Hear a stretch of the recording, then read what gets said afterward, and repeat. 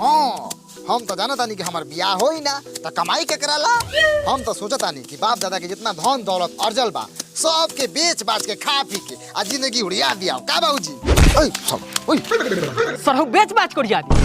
उहे साला एगो लइके न बा से दू पैसा कमा के अपन घर परिवार चलावता।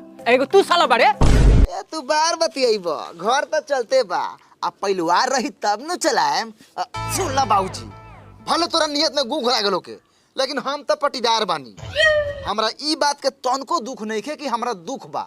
हमरा सबसे ज्यादा दुख ई बात के बा कि साला हमरा पटीदार के दुख काहे नहीं खे। ए कथी कुत्ता बिलाई के बात सुन ले बानी। खाई पानी पी और डिप्टी जाई।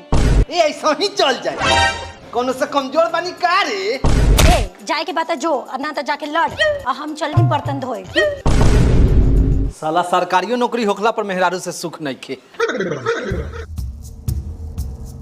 आवता साला